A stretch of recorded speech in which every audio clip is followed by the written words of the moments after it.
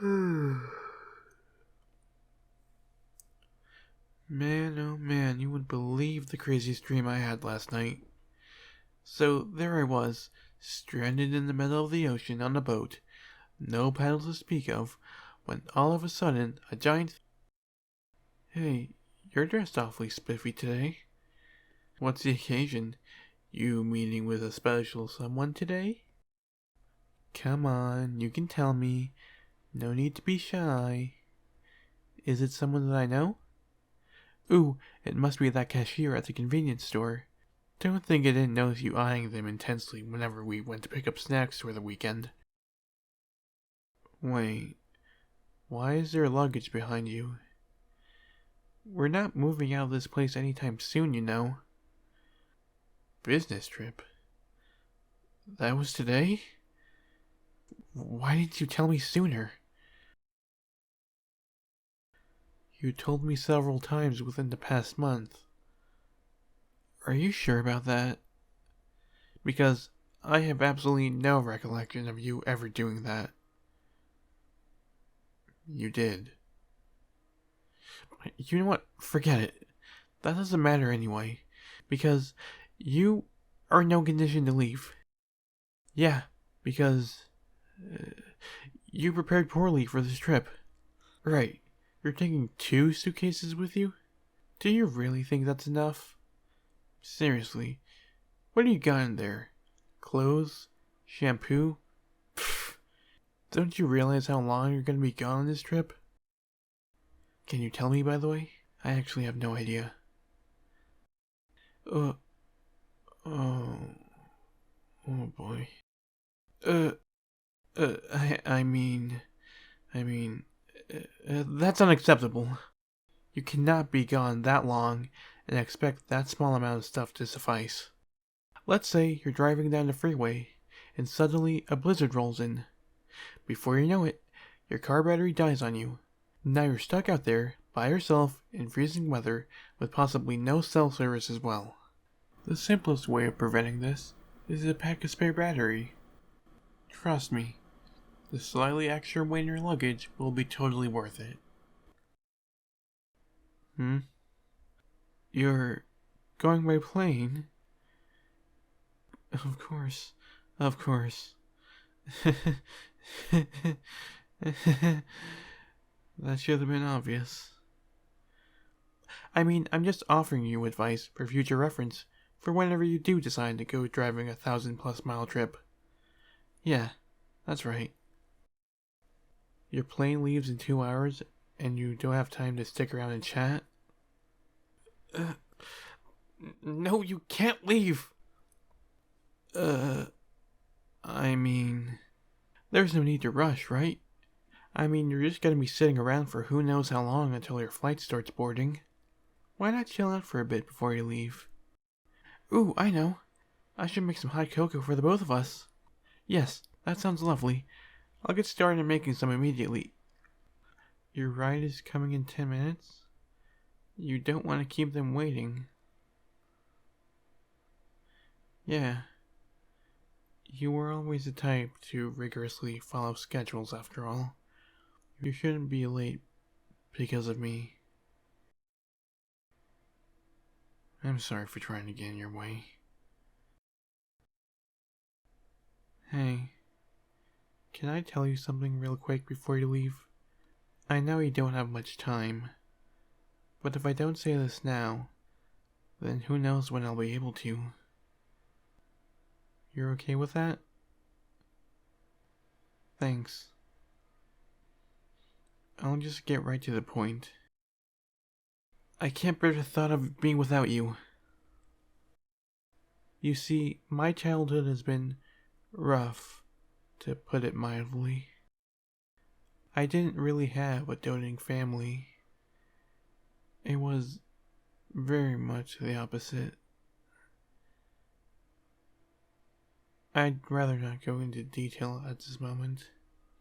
Maybe some other time. As a result of being in that kind of environment, I haven't been very trusting of people for almost my whole life. Whenever someone came to me in school asking if I wanted to hang out. I would just make up some lie, saying I was busy or something like that. In my mind, everyone had an ulterior motive for why they wanted to get close to me. I thought I was gonna be hurt if I let people in. I didn't want that to happen to me ever again. I never had an opportunity to open up about what I was going through because I didn't have anyone to open up to. That's why as soon as I finished high school, I left my home and didn't look back. I saved up every penny I could from working multiple jobs just so I could find a place of my own, so I can shut out the world and never have to deal with another human being again. But that didn't happen. There were no vacancies available to me that I could rent out. Except for one. Someone was looking for a roommate to move in with them. And you could guess who that was. I was reluctant to share a living space with someone, but I had no other option since I didn't know when the next time an apartment vacancy would become available. And there was no way on earth I'm moving back in with my parents. So, I decided to go forward with moving in with you. I mean, just because I had to live with you doesn't mean I'm obligated to interact with you whatsoever, right? Well, that's what I thought to myself anyway. When I first moved in, I really didn't think that much of you. Honestly, I didn't want to think much about you at all. I was nice and cordial to you when we first met, but those were just empty words. Empty words for a person who didn't want to be hurt by another human being ever again. But then, something happened. You started checking in on me when I didn't come out of my room for a few days at a time. That really ticked me off. I mean, why does this person care? They aren't my guardian or anything. Me being tucked away in my room for days on end was none of their concern. But you continue to do it. The knocks at my door became so frequent that I started to think you were just doing this to torment me. Things slowly began to change when you first started leaving dinner outside of my door. Every day you prepared me breakfast, lunch, and dinner. And you would knock at my door and tell me that my food was ready. I was kinda ashamed of myself at the time for taking the food you gave me. I packed myself plenty of food from my old home. I was perfectly capable of giving myself nourishment. Although as much as I hated to admit, your food was unlike anything I had ever had before. I thought to myself, have I been eating garbage my whole life? Or is this person's cooking just from another world? Canned beans quickly fell out of favor with me the third or fourth day you left me my dinner. I totally remember you being so shocked when you saw me at the dining table one morning. The look on your face was like a total stranger came into your home and was asking you to make them some of your special blueberry pancakes. Sorry, but thinking back to that moment always brings a chuckle out of me. It was like you forgot there was an actual human being living with you, and not some sort of spirit that needed 3 square meals a day to be appeased. Sorry, I'm not trying to make fun. I just thought it was pretty amusing. Anyway, where was I? Right, showing up to the dinner table. I guess at the time, I wanted to observe you up close to understand why you would take your time out of your day to do these things for me. It couldn't have benefited you in any way, right? I wanted to figure this out for myself. After that silent and awkward breakfast together, we started speaking with each other. Okay, speaking is a generous term in these instances. We really just exchanged greetings with each other, and that's about it.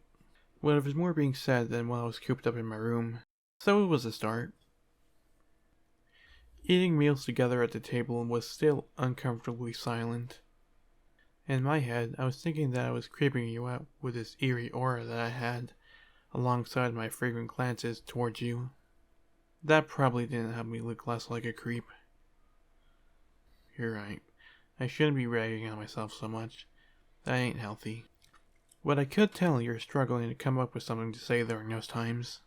You constantly had your mouth open like you wanted to say something, but you never did. Still, it showed me that you were trying to communicate with me, and that wasn't lost on me. Things started to pick up surprisingly quickly soon after. We finally had a proper conversation with each other, when one day I asked you out of the blue if you liked the same band as I did. Yeah, you remember. It was because you were wearing one of their t-shirts that day. They're such an unknown group. I thought I was the only person that ever listened to their stuff. Listening to them really helped put my mind at ease when some days were particularly rough. So, when I saw you with that shirt on, I don't know. I guess I felt much more at ease around you knowing you enjoy this random rock group that no one really knows. And just maybe, their music helped make you feel a little bit better during tough time as well.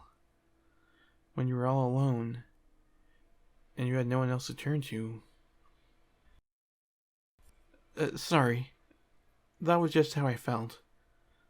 I'm not trying to pry or anything like that. But we discussed for almost 2 hours about our favorite songs from that band that day. We even talked about if the lead vocalist was wearing a toupee or not. That time we spent chatting, it was a huge turning point for me. I started to feel like I didn't need to be afraid of opening up to you. For the first time in all I can remember, I felt at ease while being around someone. I was happy.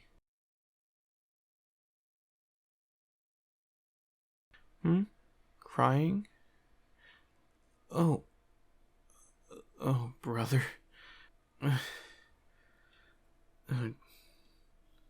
Sorry for making you see me like this. A tissue? Yeah, that would be great.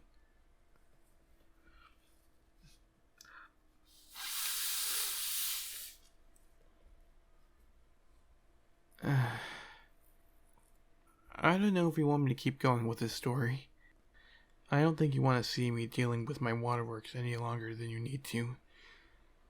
In short, that day changed me for the better.